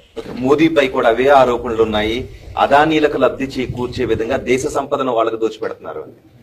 ఆదాని అనేటువంటి 5 అక్షరాలు ఢిల్లీకి ఎప్పుడు వచ్చినాయి, ఎప్పుడు వ్యాపారం స్టార్ట్ చేసినాయని గిట్లే మీలాంటి ఒక జర్నలిస్ట్ మిత్రుడు 2022 నవంబర్లో అనుకుంటా, if I'm not wrong and subject to correction, పిలిచి అడిగితే ఆయన చెప్పిండు, నేను వ్యాపారస్తునిగా గుజరాత్ నుంచి పుట్టి పెరిగిన కాబట్టి నన్ను చాలా మంది నరేంద్ర మోడీ గారు ఢిల్లీకి తెచ్చిండని అనుకుంటారు. కానీ నేను వ్యాపారం కోసం ఢిల్లీకి వచ్చిన తొలి రోజులలో ఈ దేశానికి ప్రధానమంత్రి గౌరవనీయులు రాజీవ్ గాంధీ గారు నన్ను వ్యాపారంలో ఎంకరేజ్ చేసింది. నా వ్యాపారం గుజరాత్ ఎల్లలు దాటి దేశంలో ఉన్న వివిధ రాష్ట్రాలకి పాకడానికి సహాయపడ్డటువంటి వ్యక్తి గౌరవనీయులు రాజీవ్ గాంధీ గారు. ఇది రఘునందన్ చెప్తలేడు, రాజకీయం కోసం చెప్తలేడు. గౌరవనీయులు ఆదాని గారి ఇంటర్వ్యూ, ఆదాని గారి మీద ఆరోపణలకు వచ్చే కంటే ముందు వచ్చినటువంటి ఇంటర్వ్యూని మీరు అందరు చూడండి, తెలుస్తుంది వాస్తవాలు. అంబానీ నరేంద్ర మోడీతో సంబంధం లేనటువంటి వ్యక్తి. నరేంద్ర మోడీ గారు ఢిల్లీకి వచ్చే కంటే ముందే ఆదాని వచ్చిండు, నరేంద్ర మోడీ గారు ఢిల్లీకి వచ్చే కంటే ముందే అంబానీ వచ్చిండు. వాళ్ళు వ్యాపారస్తులు. ఇదే ఆదాని మీరు ఇంత మాట్లాడుతారు కదా, ఇదే ఆదాని గౌరవనీయులు గౌతమ్ ఆదాని గారు గౌరవనీయులు కల్వకుంట్ల చంద్రశేఖరరావు గారితో కలిసి ద గ్రేట్ ప్రగతి భవన్ లో 3.5 గంటలు గడిపి షడ్ర సోపేతమైనటువంటి భోజనాన్ని ప్రగతి భవన్ లో అఫీషియల్ టేబుల్ మీద గడిపిండు పోయిండు. వీళ్ళంతా వంగిరు, దండాలు పెట్టిర్రు, రాసుకున్నారు, పూసుకున్నారు. ఏం రాసుకున్నారో చెప్పమనన్న. మరి ఆ రోజు ఆదాని ఎందుకు పిలిచిర్రు? దోసుకునేటోడు దాచుకునేటోడు అయితే ఎందుకు పిలిచిర్రు? ఈ రాష్ట్రం ఉమ్మడి రాష్ట్రంగా ఉన్నప్పుడు ఒక ముఖ్యమంత్రి చచ్చిపోయిండు. చచ్చిపోయిన ముఖ్యమంత్రి సావు వెనకాల రిలయన్స్ ఉందని చెప్పిర్రు. రిలయన్స్ మాటలను నగలబెట్టిర్రు. ఏందో పంచాయతీ తేల్చుర్రి. జర్నలిస్టులు తెలుస్తారా, కోర్టులు తెలుస్తారా, తేల్చుర్రి. మమ్మల్ని ఎందుకంటారన్నా? ఆదాని అండ్ అంబానీ వాళ్ళు వ్యాపారస్తులు. వాళ్ళు మాతోటి సంబంధం లేకుండానే జగన్మోహన్ రెడ్డి గారితో వ్యాపారం చేస్తారు, చంద్రశేఖరరావు గారితో వ్యాపారం చేస్తారు, ఉద్ధవ్ ఠాక్రే గారితో చేస్తారు, దీదీతో చేస్తారు, దాదాలతో చేస్తారు. It is a democratic right of a business man. నువ్వు ఈ వ్యాపారం చేయి, ఆ వ్యాపారం చేయని భారత రాజ్యాంగంలో ఎక్కడ రెస్ట్రిక్షన్ లేదు. అడిగే హక్కు మీకు అంతకంటే లేదు. ఆయన తప్పు చేస్తే కేసు పెట్టు, ఆధారాలు ఉంటే విచారించు. ఓకే, డిబేట్ స్టార్ట్ చేసేటప్పుడు మీకు ఇష్టమైన రాజకీయ నాయకుడు ఎవరు అంటే ఫస్ట్ వెంకయ్య నాయుడు చెప్పారు, ఆ తర్వాత కేసీఆర్ చెప్పారు, ప్రస్తుతం మోదీ అని చెప్పారు. ఇప్పుడు అదానీకి లబ్ధి చేకూరుస్తున్నది, అదానీ ఎదుగుదలకు కారణం ఎవరంటే అప్పట్లో కాంగ్రెస్ అని చెప్తున్నారు. ఇప్పట్లో అడుగురు మరి మీరన్నట్టు మీ దగ్గర ఆధారాలు ఉండాలి కదా అన్న. నేనేమంటాను, నా మీద ఒక ఆరోపణ చేసేటప్పుడు ఇన్ని పేపర్లు పట్టుకొసుకున్నావు కదా, అట్లా ఆదానికి వ్యతిరేకంగా ఒక పేపర్ ఉంటాయి, తీసుకురా అంటున్నా. ఖర్గే నియమను, రాహుల్ గాంధీ నియమను, రేవంత్ రెడ్డి నియమను, కాగితం ఉంటే నీకు వకాలా చేయకపోతే నేను చేస్తాను నీ తరఫున అంటున్నా. రూపాయి ఫీజు లేకుండా చేస్తా. ఆదాని అనేటోనికి ఏ ప్రభుత్వం అయినా, ఇంక్లూడింగ్ మా ప్రభుత్వంతో సహా, ఎక్కడైనా అప్పనంగా ఆస్తులు కట్టబెట్టినట్టు, వ్యాపార లబ్ధి చేకూర్చినట్టు నీ దగ్గర 2 కాగితాలు ఉంటాయి అన్న, ఫ్రీగా వకాలా చేస్తా. In front of the air చెప్తా ఉన్నా, ప్రపంచం ముందు చెప్తా ఉన్నా. రేవంత్ రెడ్డి గారు, మల్లికార్జున ఖర్గే గారు, ద గ్రేట్ రాహుల్ గాంధీ గారు, శ్రీమతి సోనియా గాంధీ గారితో సహా ఏ జర్నలిస్టు మిత్రుని దగ్గర అయినా ఆదాని ఆస్తులకు సంబంధించి, ఆదాని అక్రమ సంపాదనకు సంబంధించి సాక్ష్యాధారాలు ఉంటే సుబ్రహ్మణ్య స్వామి ఎట్లయితే కోర్టు వేసుకొని వాదించిండో, కోర్టు లేకుండా వాదించిండో, నేను అట్లా వాదించడానికి సిద్ధంగా ఉన్నా. ప్రజల సొమ్ముకి కక్షిదారిగా ఉండడానికి ప్రయత్నం చేస్తా, ప్రజల పక్షాన్ని నిలబడతా. Now you can continue the debate. Now this debate is open for the public of India. ఎవరి దగ్గర ఏ ఆధారం ఉన్నది తీసుకురండి, I will fight on behalf of them. Raghunandan గారు, నా పేరు తిరుమల్. మీరు తెలంగాణలో బండి సంజయ్ కావచ్చు, మీ బీజేపీ కావచ్చు, తెలంగాణ బీజేపీ నాయకులు కావచ్చు, పొద్దున్న లేస్తే ఎంఐఎంని టార్గెట్ చేస్తూ తిడుతూ ఉంటారు. ఎంఐఎం వల్ల ఈ రాష్ట్రం నాశనం అయిపోతుంది, ఎంఐఎం మత విధ్వంసాలు రెచ్చగొడుతుంది అని మాట్లాడతారు. అదే ఎంఐఎంని మీ కేంద్ర నాయకత్వం అన్ని రాష్ట్రాల్లో ఎన్నికల్లో విజయం కోసం వాడుకుంటుంది అంటే మీ కామెంట్ ఏంటి? వేసుకున్నావు కాబట్టి నీ కళ్ళు అట్లే కనబడతాయి అని చెప్తాను నేను. అట్లా లైలాన్ చూడాలంటే మజ్ను కళ్ళతో చూడాలి, అట్లా ఎంఐఎం చూడాలంటే ఎంఐఎం వాళ్ళ కళ్ళతోటే చూడాలి. బీజేపీ కళ్ళతోటి ఎట్లా చూస్తావు? బీజేపీ వాళ్ళకి ఎంఐఎం బీహార్లో పోటీ చేయడానికి ఏం సంబంధం ఉంటుంది? ఎంఐఎం పోయి గుజరాత్లో పోటీ చేయడానికి మాకేం సంబంధం ఉంటుంది? It is a political party, it is a political party, it is registered by the election commission of India. ఈ దేశంలో ఇక్కడ పోటీ అక్కడ పోటీ అని చెప్పడానికి నేనెవరు? సిద్ధాంతపరంగా నేను తూర్పు అయితే ఆయన పడమరా. ఆయనకు నాకున్నటువంటి సంబంధం ఏంది? ఆయనకు నాకున్న బాంధవ్యం ఏంది? నేను మళ్ళీ అదే చెప్తాను, లాజికల్ ఆన్సర్ చెప్తున్నారు. నేను వాస్తవం చెప్తా ఉన్నా. వాస్తవానికి లాజిక్ మధ్యలో ఉన్న తేడా ఎర్ర జెండాలు గుర్తుపట్టాలి. ఏది పడితే అది మాట్లాడితే ఎట్లా?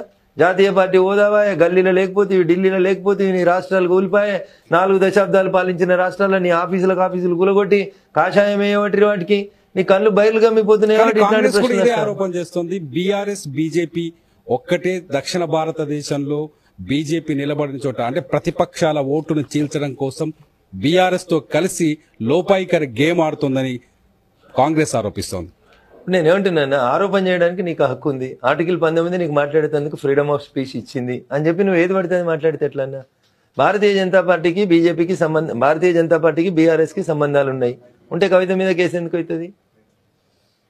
ఉంటే నరేంద్ర మోడీ గారు వస్తే కేసీఆర్ గారు ఎందుకు పోరు కలవడానికి? ఉంటే ఇదంతా పంచాయతీ ఏముంది మరి?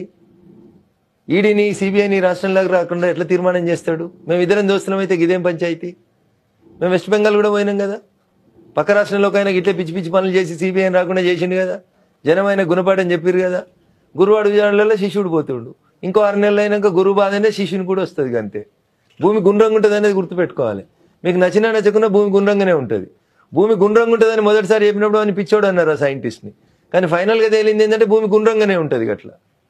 సో వాస్తవంగా చెప్పాలంటే ఎంఐఎం మేము సిద్ధాంతపరంగా శత్రువులు, రాజకీయ పరంగా వాళ్ళ సిద్ధాంతం వేరు, మా సిద్ధాంతం వేరు.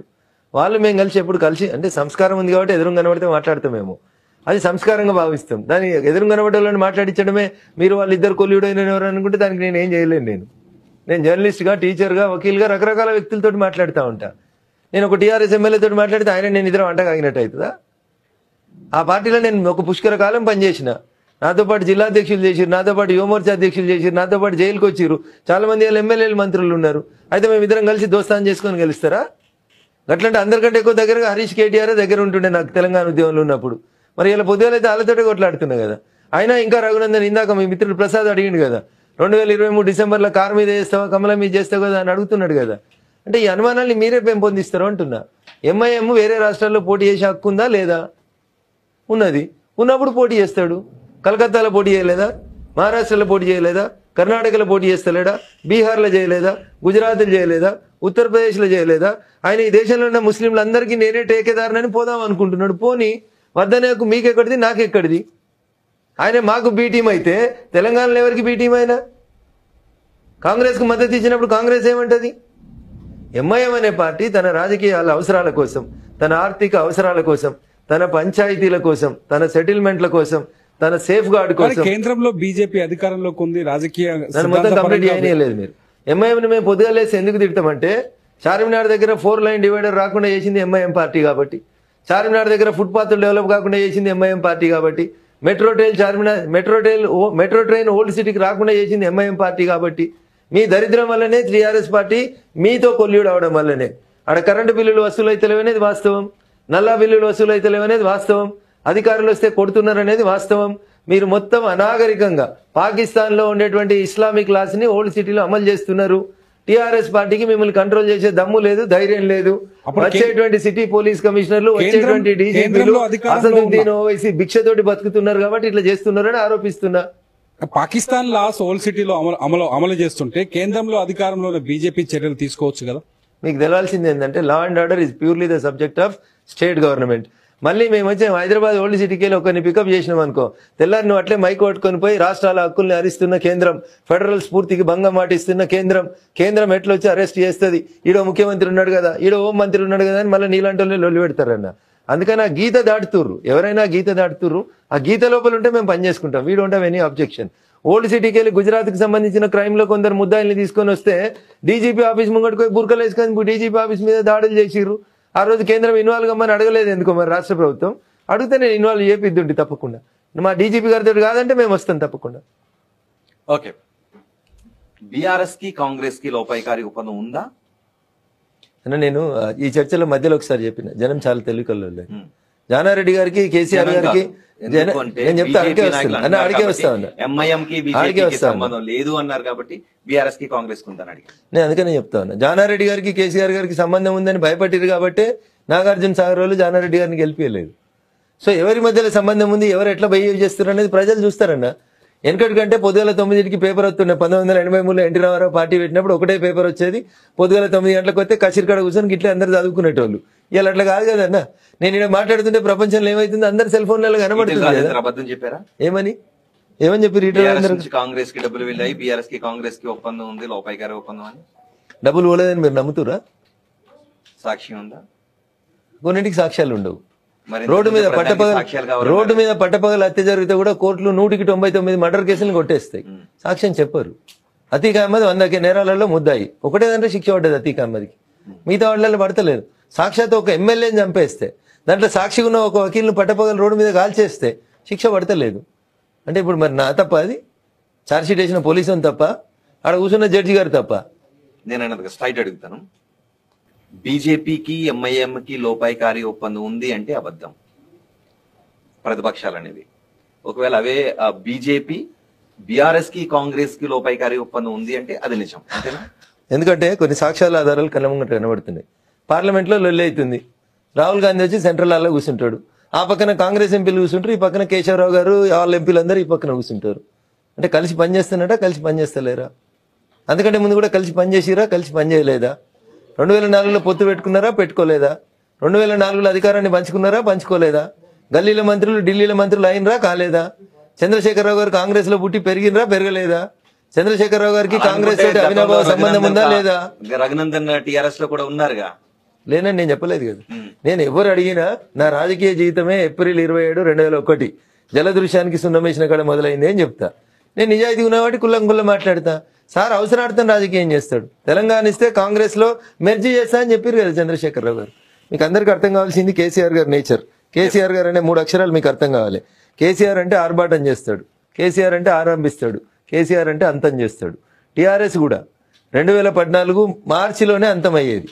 ఆ దిగ్విజయ్ సింగ్ అనే ఒక ఇన్ఛార్జికి ఆ సోనియా గాంధీ గారు బాధ్యతలు అప్పగిస్తే ఆయన సరిగా హ్యాండిల్ చేయకపోతే టీఆర్ఎస్ పార్టీ పోయి కాంగ్రెస్ లో మెర్జి కాలేదు. లేకపోయింటే ఆయన కరెక్ట్ హ్యాండిల్ చేసి ఉంటే టీఆర్ఎస్ పార్టీ అనేది మార్చి ఏప్రిల్ 2014లో కాంగ్రెస్ పార్టీలో విలీనం అయిపోయేది. నేను చెప్పిన 3 అక్షరాలు అక్షర సత్యం అయ్యేది. ఆర్భాటం చేయి, ఆరంభించు, అంతం చేయి. అది ఏ స్కీమ్ అయినా కానివ్వండి. జూన్ 2, 2014 నుంచి కేసీఆర్ గారి గురించి 1 గంట సేపు చదువురు మీరు. ఈ 3 అక్షరాలలో కరెక్ట్ సూట్ అయ్యేది ఎవరంటే కేసీఆర్. ఓకే, మౌలి గారు మిమ్మల్ని క్వశ్చన్ అడుగుతారు. రఘునందన్ గారు, బీజేపీలో రఘునందన్ ఒంటరివాడయ్యాడు. మనిషి ఎప్పుడు ఒంటరోడే. తల్లి గర్భాలకి వెళ్ళి బయటకు వచ్చి నుంచి కాటి మీద బీజేపీ ఆఫీస్కి వెళ్ళటం బాగా తగ్గించారు. ప్రముఖ నాయకులు వచ్చినప్పుడు మాత్రమే ఆయన అక్కడ కనిపిస్తున్నారు. అట్లానే రఘునందన్ మీద మీ ప్రత్యర్థుల నుంచి దాడి జరుగుతుంటే మీ పార్టీ నుంచి మీకు ఎట్లాంటి సపోర్ట్ రావట్లేదు. ఒకానొక సందర్భంలో ఒక రేప్ కేసుకు సంబంధించి మీరు ప్రెస్ మీట్ పెట్టడానికి కూడా పార్టీ మిమ్మల్ని అలో చేయకపోతే మీరు గేటు దగ్గర వచ్చి ప్రెస్ మీట్ పెట్టుకోవాల్సి వచ్చింది. మీరు నిజాయితీగా దీనికి సమాధానం చెప్పండి. రఘునందన్ అభిమన్యుడు కాదు, అర్జునుడు. రఘునందన్ ఏడున్నా ఒంటరి యుద్ధాన్ని గెలగలిగే శక్తి ఉన్నాడు. రఘునందన్ ప్రెస్ మీట్ ఆపేటువంటి శక్తి ఎవరికి ఉందని నేను అనుకోదు. ఆ రేప్ కేసులో రఘునందన్ కొట్లాడిండు కాబట్టి ఒక వక్ఫ్ బోర్డు చైర్మన్ రిమాండ్ అయ్యిండు, ఒక ఎంఐఎం పార్టీ ఎమ్మెల్యే కొడుకు రిమాండ్ అయ్యిండు. ఇంకా చాలా మంది నిజాయితీగా ఆ అమ్మాయి పక్షాన పోలీసు అధికారులు నిలబడేలాగా డ్రైవ్ చేసి నేరస్తుల్ని రిమాండ్ చేయించడం లోపల రఘునందన్ రావు పనిచేసిందని నేను నమ్ముతున్నాను, సమాజం నమ్ముతుంది. బీజేపీ పార్టీ ఆఫీసులో నేను ప్రతి ప్రెస్ మీట్ పెట్టినాను. నాకు ఆ స్వేచ్ఛ ఉందని నేను అనుకుంటున్నాను. రెండోది, మీరు ఎక్కువ శాతం పార్టీ ఆఫీస్కి వస్తలేరు. అవును, వస్తలేను. ఎందుకంటే నన్ను గెలిపించింది దుబాక ప్రజలు. నేను గెలిచింది బై ఎలక్షన్లో. నేను మళ్ళీ గెలవాల్సింది ప్రజలతోటి, ప్రజల మధ్యలో ఉండే గెలవాలి. రాష్ట్రం రాజకీయం చేసుకోవడానికి మా పార్టీకి అధ్యక్షుడు ఉన్నారు, పెద్దవాళ్ళు ఉన్నారు. నా అవసరం ఉందన్న ప్రతి సందర్భంలో నేనే వచ్చిన. రేపు కేసు అప్పుడు నేనే మాట్లాడినా. దళిత బంధు మీద నిన్న ముఖ్యమంత్రి గారు మాట్లాడిన దాని మీద అందరికంటే ముందు మాట్లాడింది నేనే. ఈ రాష్ట్రంలో అందరికంటే ముందు మాట్లాడింది నేనే. నిరంజన్ రెడ్డి గారు అనేటువంటి మంత్రి మీద మాట్లాడింది నేనే. రేపో మాపో ఇంకొంతమంది మంత్రుల మీద ఎమ్మెల్యేల మీద మాట్లాడేది కూడా నేనే. ఆ రేప్ కేసుకు సంబంధించి మీరు కొన్ని ఫోటోలు కూడా బయట పెట్టారు. అప్పుడు మీరు దూకుడుగా ముందుకెళ్తున్న విషయం మీ పార్టీకి నచ్చక మీరు ప్రెస్ మీట్ బయట పెట్టుకోవాల్సిన పరిస్థితి వచ్చిందన్నది బయట పెట్టుకోవడం నిజం, మేము చూసాం. అందులో వాస్తవం ఉందా లేదా? ఇప్పుడు నేను గేట్ దగ్గర ఉన్నప్పుడు ఎవరైనా మీడియా మిత్రులు వచ్చి మైక్ పెట్టి, నేను కారెక్కేటప్పుడు కొంతమంది మీడియా మిత్రులు వచ్చి మైక్ అడ్డం పెట్టి మాట్లాడిచ్చారు అనుకోరు, మాట్లాడుతాను. నేను ఎక్కడైనా మాట్లాడతాను, దానికి ఏమడ్డం ఉంటుంది? పార్టీ ఆఫీస్ కాంపౌండ్లోనే మాట్లాడినాను నేను. పార్టీ ఆఫీస్లోనే ప్రెస్ మీట్ పెట్టినా, పార్టీ ఆఫీస్లోనే బొమ్మలు చూపెట్టినా నేను. పార్టీ ఆఫీస్ సాక్షిగానే నేను ఆ బొమ్మలు చూపెట్టినా.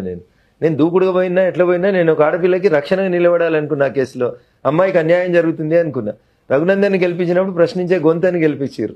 ఈ should become the voice of voiceless అని జనం అనుకున్నారు, మా దుబ్బాకోళ్ళు అనుకున్నారు. నేను గట్లే ఉంటున్నా. ఏడ సమస్య ఉంటే ఆడ రఘునందన్ ఉంటాడు. ఏడ బక్కపల్ స్టాల్ ఉంటే వాళ్ళ పక్కన రఘునందన్ నిలబడతాడు. ఏడ అన్యాయం జరుగుతుందంటే ఆ అన్యాయాన్ని ఎదిరించడానికి రఘునందన్ పోతాడు. దానికి లిమిటేషన్స్ ఏం లేవు. మనిషి ఒంటరోడే, పుట్టిన కాడి నుంచి కాటిమీడి దాకా ఒంటరోడే. మధ్యలో కూడా నేను ఒంటరోడే. ఎప్పుడైనా ఎవరైనా ఒంటరోళ్ళే. మీ సెల్ఫ్ గోల్ అనేది మీకే ఉండాలి. మీ శక్తి మీద మీకే విశ్వాసం ఉండాలి. నేను బలహీనుడిని అని అనుకున్న మరుక్షణం మీరు మరణించినట్లు లెక్క నా దృష్టిలో. పార్టీలో ఉంటారు ఎందుకైతే పార్టీ అంత పెద్ద పార్టీ అన్ని అవకాశాలు ఇస్తుంది నాకు. మోడీ గారు వస్తే స్టేజ్ మీద ఉంటా, నేను అమిత్ షా గారు వస్తే స్టేజ్ మీద ఉంటా, నడ్డా గారు వస్తే స్టేజ్ మీద ఉంటా. ప్రతి ఒక్కరు నేనున్నా లేకున్నా ఏడ మీటింగ్ జరిగినా నడ్డా గారి దగ్గర నుంచి మొదలుకుంటే మోడీ గారి దాకా దుబ్బాక అనే పేరు తీయకుండా నేను గెలిచి నుంచి రాజకీయం ఏమైనా ఉంటే చెప్పుర్రి. ఎవరైనా మాట్లాడిన స్పీచ్ ఉంటే ఒకసారి చూడండి. Without naming Dubbaka there is no meeting of BJP. Right. బీజేపీలో ఎన్ని గ్రూపులు ఉన్నాయి తెలంగాణ బీజేపీలో? మొత్తం భారతీయ జనతా పార్టీ దేశంలో ఒకటే ఒక గ్రూపు. మా పార్టీకి అధ్యక్షుడు గౌరవనీయులు నడ్డా గారు, దాన్ని నడిపిస్తుంది నరేంద్ర మోడీ గారు. ప్రపంచం మొత్తం కూడా గంతే తెలుసు, నాకు కూడా గంతే తెలుసు. మీకేమైనా తెలిస్తే చెప్పు. సరే, రాజ్యాంగం మీద ప్రమాణం చేసి అక్కడ కూర్చున్నారు. మరొక్కసారి అడుగుతున్నాను, తెలంగాణ బీజేపీలో గ్రూపులు లేవా? లేవు. రైట్. దాని గురించి చర్చించే ముందు కృష్ణమోహన్ మిమ్మల్ని క్వశ్చన్ అడుగుతారు. సార్, రఘునందన్ గారు, ఈరోజు తెలంగాణలో కొత్త సెక్రటరియట్ ప్రారంభోత్సవం, నిజంగా మీకు పిలుపు వచ్చిందా? వస్తే ఒకవేళ వచ్చుంటే మీరు వెళ్తున్నారా? నేను వెళ్ళట్లేదు. పిలుపు వచ్చిన మాట వాస్తవం. శాసనసభ్యునిగా జిఏడి అధికారులు అధికారికంగా నాకు ఒక ఇన్విటేషన్ కార్డు, ఒక కార్ పాసు, సెల్ ఫోన్ కు మెసేజ్, ఫోన్ చేసి సార్ మీరు రావాలనేటువంటి ఆహ్వానం జిఏడి నుంచి అందిన మాట వాస్తవం. సో మీరు వెళ్ళట్లేదు. సో రెండో క్వశ్చన్ సార్, ఇప్పటి వరకు మీరు రాజకీయాల్లో ఎంతకాలం ఉన్నారు? ఎప్పుడైనా మీ కుటుంబ సభ్యులతో కానీ మీ అంతర్గత అంటే మీ ఫ్యామిలీస్తో కానీ ఎప్పుడైనా ఎందుకు వచ్చామరా బాబు ఈ రాజకీయాలకి, ఎందుకు ప్రశాంతంగా లాయర్ గాను ఇంకోటి గాను అనే ఎప్పుడైనా అనిపించిందా? అది నిజంగా మీ ఇంట్లో వాళ్ళతో మీరు ఎప్పుడైనా చర్చించిన అవకాశం ఉంది? ఎందుకు వచ్చామన్న బాధపడ్డ అంశం ఏదైనా ఉంది? ఎప్పుడు లేదు. ఎప్పుడు లేదు.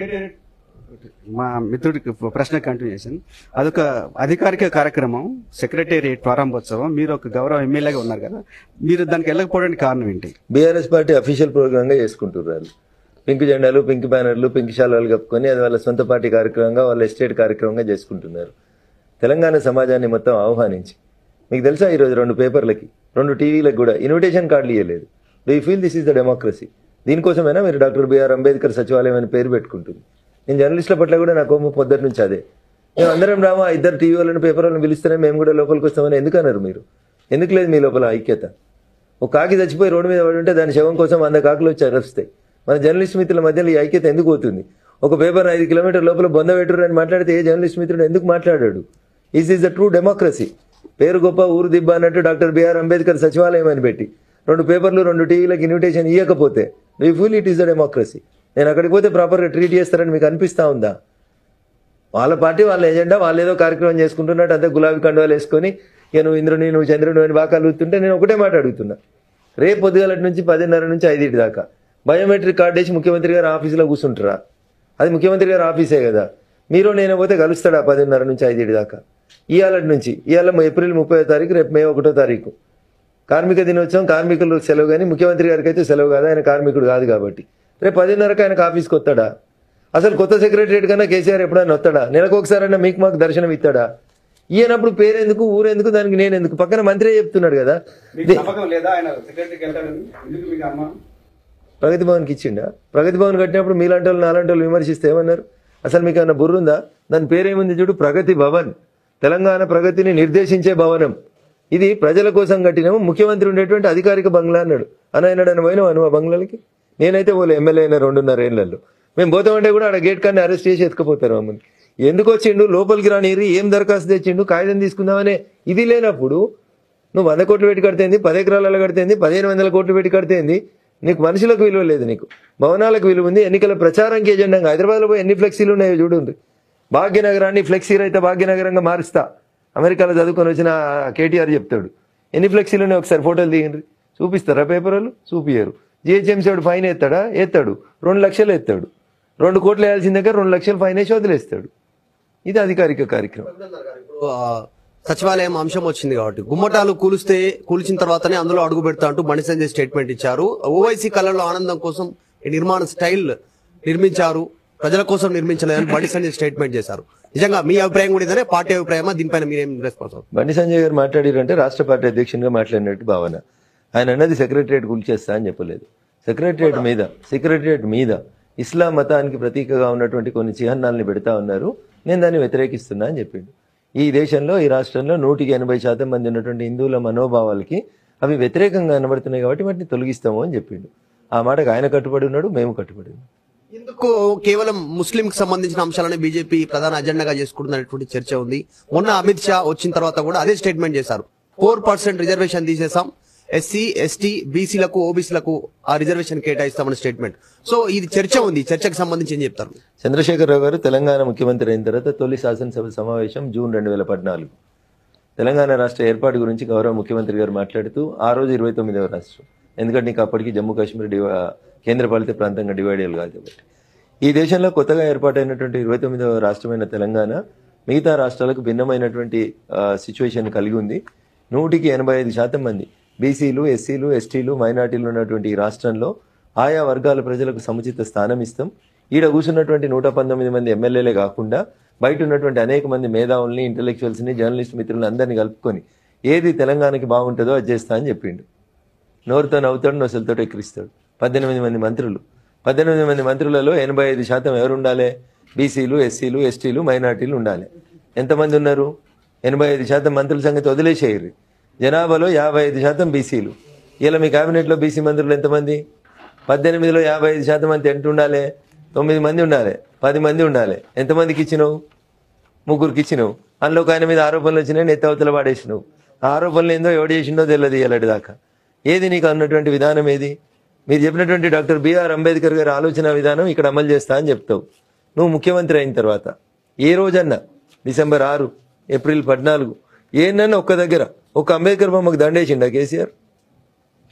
జూన్ 2, 2014 ముఖ్యమంత్రి అయిన నాటి నుంచి మొన్న పోయి అంబేద్కర్ విగ్రహం ఆవిష్కరించేంత వరదాకా డిసెంబర్ 6, ఏప్రిల్ 14 ఏ రోజన్నా ముఖ్యమంత్రి గారు వచ్చి అంబేద్కర్ అనేటువంటి మహనీయుడికి నివాళులు అర్పించిండా? పంజగుట్ట చౌరస్తాలో ఉన్న అంబేద్కర్ విగ్రహాన్ని తీసుకుపోయి డస్ట్బిన్లో పెడితే ఏ రోజైనా ముఖ్యమంత్రి గారు రియాక్ట్ అయినరా? 3 ఏళ్ల తర్వాత మళ్ళీ అలా తీసుకొచ్చి పంజగుట్ట చౌరస్తాలో అంబేద్కర్ విగ్రహం పెడతామనే మాట మాట్లాడుతున్నటువంటి ప్రభుత్వానికి ఏం చిత్తశుద్ధి ఉందని నమ్మాలి మనం? These are all the facts. 100% మతపరమైనటువంటి రిజర్వేషన్లకి భారత రాజ్యాంగం ఎక్కడ కూడా అవకాశం కల్పించలేదు. కాబట్టి మేము మతపరమైనటువంటి రిజర్వేషన్లకు వ్యతిరేకం. జనాభాలో ఆర్థికంగా వెనుకబడినటువంటి ఏ కులం వాళ్ళకైనా రిజర్వేషన్స్ ఇవ్వడాన్ని భారత ప్రభుత్వం సమర్థిస్తుంది. అగ్రవర్ణాల్లో ఉన్నటువంటి పేదలలో ముస్లిమ్స్ కూడా వస్తే వాళ్ళకు కూడా రిజర్వేషన్ వస్తుంది. అంతేగాని just because you belongs to one religion అని చెప్పి నీకు రిజర్వేషన్స్ ఇవ్వాలని చెప్పి పెద్దలు మనం అందరం మాట్లాడుకుంటున్న డాక్టర్ బిఆర్ అంబేద్కర్ గారి రాజ్యాంగంలో ఎక్కడ లేదు కాబట్టి మేము దాన్ని వద్దంటా ఉన్నాం. రఘునందన్ గారు, మీ జాతీయ పార్టీ అధ్యక్షుల దగ్గర నుంచి, అంటే అమిత్ షా లాంటి వ్యక్తుల దగ్గర నుంచి ఇక్కడ తెలంగాణలో ఉన్న బీజేపీ నాయకుల వరకు కేసీఆర్ అవినీతి చిట్టా నా దగ్గర ఉంది అని ప్రతి ఒక్కరు చెప్తున్నారు. కానీ ఈ రోజుటి వరకు కూడా ఆ చిట్టాను బయట పెట్టడానికి ఎందుకు బీజేపీ సాహసించడం లేదు? నిజంగానే ఇది స్టేట్మెంట్లకే పరిమితం అవుతుందా? నిజంగా కేసీఆర్ తీసిన అవినీతి చిట్టా మీ దగ్గర ఉందా? ఎప్పుడు యాక్షన్ ఆఫ్ ప్లాన్ ఉండబోతుంది? రాష్ట్రంలో అధికారంలోకి వచ్చిన తర్వాత ఫైల్ అన్ని ఓపెన్ చేస్తాం. ఎందుకంటే ఇందాకే చెప్పిన నేను, law and order is purely the subject of the state government. ఇప్పుడు కేంద్రం ఏమాత్రం ఇన్వాల్వ్ అయినా మళ్ళీ పొద్దుగానే మైక్లో గోల్ ఏంటంటే ఫెడరల్ స్ఫూర్తికి భిన్నం, ప్రతిపక్ష ముఖ్యమంత్రి కాబట్టి హరాస్మెంట్ చేస్తా ఉన్నారు, ప్రతిపక్ష ముఖ్యమంత్రి కాబట్టి ఈడీ కేసులు పెడుతున్నారు, ప్రతిపక్ష ముఖ్యమంత్రి కాబట్టి సిబిఐని పంపిస్తా ఉన్నారు. ఇట్లాంటి కాకిగోలు ఉంటుంది. అందుకనే మొన్న వచ్చిన రోజు చేవేలలో వారు క్లారిటీగా చెప్పిండ్రు, ఈ రాష్ట్రంలో ప్రభుత్వం మారి మేము అధికారంలోకి వచ్చిన తర్వాత వారి అవినీతి మీద విచారణ చేపిస్తామని చెప్పిన మాట వాస్తవం. అలాంటి మానేస్తారా? ఎక్కడైనా మానేసారా అలా అంటున్నారు కదా అని? మీరు కంప్లైంట్ ఏంటి అని చెప్పిన కదా, నేను ఆదాని దగ్గర నుంచి చెప్తున్నా కేసీఆర్ దాకా. విశాఖ స్టీల్ ప్లాంట్ ఆపేయండి అని అడుగుతున్నారు, ఉద్యమాలు చేస్తున్నారు, ఆపేస్తారా? ప్రభుత్వం ప్రజల చేత ఎన్నుకోబడినటువంటి ప్రభుత్వం. The true meaning of democracy ప్రజల చేత ప్రజల కొరకు ప్రజలు ఎన్నుకున్నటువంటి ప్రభుత్వం. డిమానిటైజేషన్ చేసినప్పుడు మీలాంటి టీవీ దగ్గర నుంచి మొదలుకుంటే ఢిల్లీ దాకా కొన్ని క్వశ్చన్ స్ట్రైట్ గా చెప్తున్నా, ఆన్సర్ స్ట్రైట్ గా చెప్తున్నా నేను ఆన్సర్ స్ట్రైట్ గా చెప్తున్నా. దయచేసి ఒక్క నిమిషం అవకాశం ఇవ్వండి. డిమానిటైజేషన్ చేసినప్పుడు ఈ దేశంలో 1,00,000 గంటలు టీవీ ఛానళ్లలో చర్చలు జరిగినాయి. 2016లో డిమానిటైజేషన్ చేస్తే 1,00,000 గంటలు చర్చించినాయి. గల్లీ టీవీలు ఈ భాష ఆ భాష అని లేకుండా అంతర్జాతీయంగా కూడా చర్చించుకున్నారు. డిమానిటైజేషన్ ఇస్ రాంగ్ అని చెప్పేటువంటి ప్రయత్నం చేసిండ్రు. 2019 ఏప్రిల్లో ఎన్నికలు జరిగినాయి. ప్రజలు ఏం తీర్పిచ్చిరో తెలుసా? 273 సీట్లు నీకు జాలతలేవు మోడీ గారు, ఇట్లా ఒరటోళ్ళ నోర్లన్నీ మూపియాలంటే ఇంకా మంచి చట్టాలు తీసుకురా, 273 నుంచి నీకు 303 ఇస్తాము అని చెప్పారు. సో 303 ఎంపీలు ఇచ్చినటువంటి ప్రభుత్వం తీసుకునేటువంటి ప్రతి నిర్ణయాన్ని 5 సంవత్సరాల తర్వాత ప్రజల స్క్రూటినీకి మేము ప్రజల ముందుకు పోతాం. విశాఖ స్టీల్ నమ్మడం కరెక్ట్ అవునా కాదా, లేదా నిజాం షుగర్ ఫ్యాక్టరీ ఒకసారి రఘునందన్ నా క్వశ్చన్ మళ్ళీ అర్థం చేసుకోండి. ఇక్కడ అడిగిన క్వశ్చన్ కు మేము అధికారంలోకి వచ్చిన తర్వాత చేస్తాము, ఇప్పుడు అలాంటి యాక్షన్ తీసుకుంటే మాపై విమర్శలు చేస్తారు కాబట్టి విమర్శలకు తావివ్వకుండా మేము ఆగిపోతున్నాం అన్నారు. అంటే చేయాల్సినప్పుడు కేవలం విమర్శల కోసం ఆగిపోతున్నారా? అయితే ఈడీ కేసులో కవిత పేరు ఎందుకు వస్తుంది? అయితే కవితకు నోటీస్ ఎందుకు వస్తుంది? ఓకే, ఇంతకు ముందు అడిగిన మిత్రులు అడిగిన ప్రశ్నకు మీరు ఒకటి సమాధానం చెప్పారు. కేంద్ర దర్యాప్తు సంస్థలను మేము ఇన్ఫ్లుయెన్స్ చేయమని చెప్పారు. మీరు కేంద్ర దర్యాప్తు సంస్థలపై మీ ప్రభావం ఉండదు, కానీ రాష్ట్ర పోలీసుల మీద మాత్రం ఇక్కడ అధికార పార్టీ ప్రభావం ఉంటుంది. పోలీసులు అది ఇక్కడ అధికార పార్టీ చెప్పినట్టు వింటారు, అక్కడ సిబిఐ ఈడీ మీరు చెప్పిన మాట వినదు. రైట్, ఓకే, మీరు చెప్పింది కరెక్ట్. అయితే సిబిఐ వచ్చి కవితకు వచ్చి కవిత గారు ఎప్పుడు వస్తారని అడగది. కవిత గారు మీకు ఈ డేట్ కన్వీనియంట్ ఉంటుందా అని అడగది. ఒకవేళ సిబిఐ మేము చెప్పినట్టు ఇనేది ఉంటే మేము కూడా కోదండరామ్ గారు ఇల్లు తలుపులు పంపులో 4 గంటలకు వలగొట్టినావు కదా, అట్లా వలగొట్టి కవితను ఎత్తుకరా అని చెప్తాం మేము. ఈ ఒక్క లైన్ సరిపోతుంది తెలంగాణ సమాజానికి. కరీంనగర్ ఎంపీ బండి సంజయ్ అన్నట్టు ఆయన రాత్రి 12 గంటలకు ఇంటికి పోతే ఆయన ఎంపీ, ఆయనకి 2 గన్మెన్లు ఉంటారు. ఆయన ఏడుంటాడు అనేది గన్మెన్లు అడిగితే చెప్తారు రిపోర్టు. పొద్దుగాల 6కి తలుపులు తీసింది కార్యక్రమం చేసిన తర్వాత తీసుకుపోవడానికి అవకాశం ఉన్న తర్వాత రాత్రికి ఎత్తుకరారు పోలీసు వాళ్ళు. ఇది తెలంగాణ పోలీసుల అతి బిహేవియర్. ఇది మీకు అర్థం కాకపోతే నేను ఏం చేయలేను. కోదండరామ్ అన్నట్టు ఆయన 60 ఏళ్ళు ఉంటాడు, రిటైర్డ్ ప్రొఫెసర్. ఆయన మీరు అరెస్ట్ చేయాలని అనుకున్నారు, ఇంటి చుట్టూ 4 పోలీసులు పెట్టుర్రి, పొద్దుల తలుపు తీసి బయటకు వస్తే తీసుకుపోండి. దానికి 4 గంటలకు రంపాలు తెచ్చి తలుపు తీసుకురావడానికి కేజ్రీవాల్ కూడా చెప్తున్నాడు. ఏమని? మనీష్ సిసోడిని అర్ధరాత్రి లేపుకొచ్చినావా? కవితను అర్ధరాత్రి తీసుకొచ్చి అబ్రప్ట్గా ఎత్తుకపోయినావా?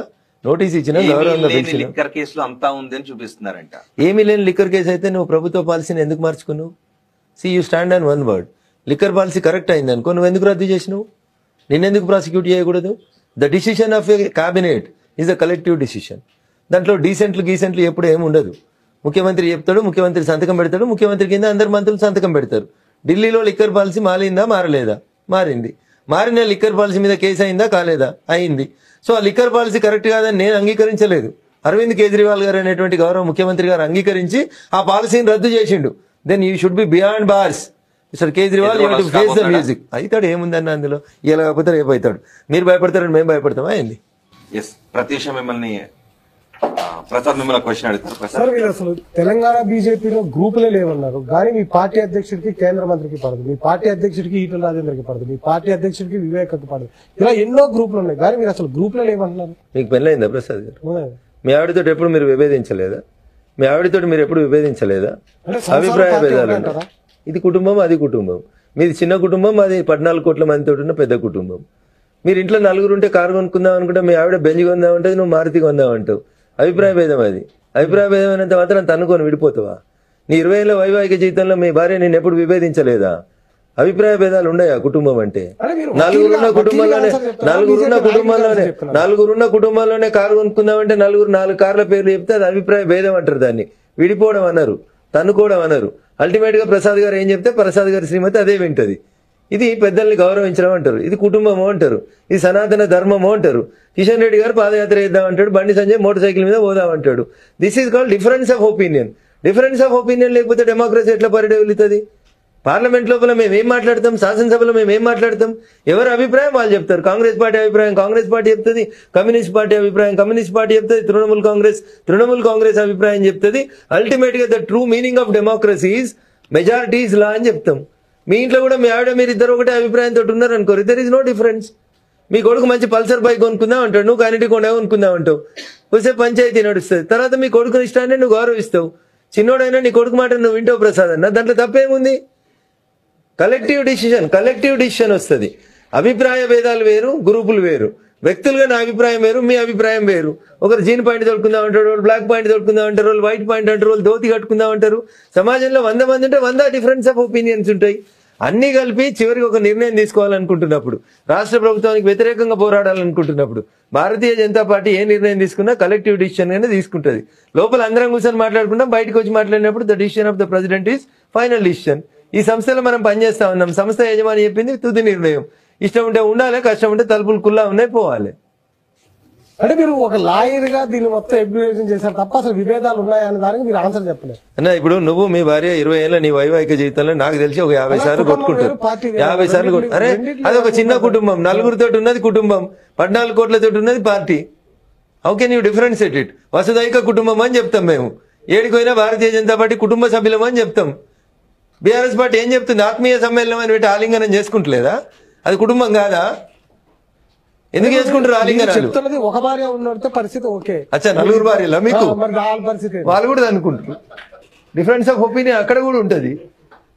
తర్వాత ఏదో ఒకటే మెజారిటీ వస్తుంది అన్న. 4 ఇట్లా 3 ఒకటి చెప్తారు, మళ్ళా అప్పుడు ఒకటే అభిప్రాయానికి వస్తారు. గట్లా ఇప్పుడు దుబ్బాక నుంచి ఎంపీ, బీఆర్ఎస్ పార్టీ నుంచి ఎంపీ కొత్త ప్రభాకర్ రెడ్డి పోటీ చేయబోతున్నారంట, మీకేమైనా? పోయినసారి హరీష్ పోటీ చేసిండు, ఈసారి ప్రభాకర్ రెడ్డి చేస్తాడు, వచ్చేసారి చంద్రశేఖరరావు చేస్తాడు. ఎవడైతే ఏముందన్నా, నేను అర్జునుడిని, నేను అభిమన్యుని కాదని చెప్పిన తర్వాత, యుద్ధం చేయాలని అనుకున్న తర్వాత ఎవడొస్తే ఏముంటదన్నా? ఎవరొస్తే ఏముంటది? శత్రువుతోటైనా మృత్యువుతోటైనా చివరి నిమిషం దాకా కొట్లాడాలి. This is my policy. నేను గట్లే ఉంటా. నాకు కేసీఆర్ వచ్చినా బాధ లేదు, కవిత వచ్చినా బాధ లేదు.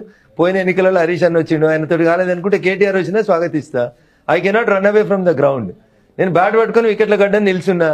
నాకు ఇమ్రాన్ ఖాన్ వస్తేంది, వకార్ యూనిస్ వస్తేంది, క్రిస్ గేల్ వస్తేంది, ఎవడొస్తేంది అన్న బాల్ కనబడుతుంది నాకు, బ్యాట్ చేతులు ఉంది. ప్రతి బాల్ బౌండరీ కొట్టాలనుకుంటా. కొన్ని పోతాయి, కొన్ని పోవు. కానీ ఉప ఎన్నికల భారీ మెజార్టీతో గెలవలేదు. కేసీఆర్ ఫస్ట్ గెలిచినప్పుడు ఎన్నోట్లతో గెలిచిందో తెలుసా మీకు? ఓడిపోయినప్పుడు ఎన్నోట్లతో ఓడిపోయినా తెలుసా? భారీ అంటే ఏంది? ప్రజాస్వామ్యం అంటే ఏంది? ఒక్కోటితో గెలిచినా గెలిచినట్టే. భారత ప్రభుత్వం గౌరవనీయులు అటల్ బిహారీ వాజ్పేయి గారి నాయకత్వంలో ఒక్కోటితో ప్రభుత్వం పడిపోయింది. అంటే మీ ఉద్దేశం ఏంది? మీరు గెలిచారా, కేసీఆర్ గారు గెలిపించారా? ఏ బూతులు వస్తాయి నాకు, కానీ మరి జర్నలిస్టులను బూతులు తిట్టదు కాబట్టి మర్యాదగా మాట్లాడుతాను. దుబ్బాక ప్రజలు గెలిచారు, భారతీయ జనతా పార్టీ గెలిచింది, కమలం గుర్తు గెలిచింది. కేసీఆర్ అంటే ఆయన కమలం గుర్తు కోటేయమని చెప్తాడని నేను అనుకుంటలేను. మరి ఇంటర్నల్ గా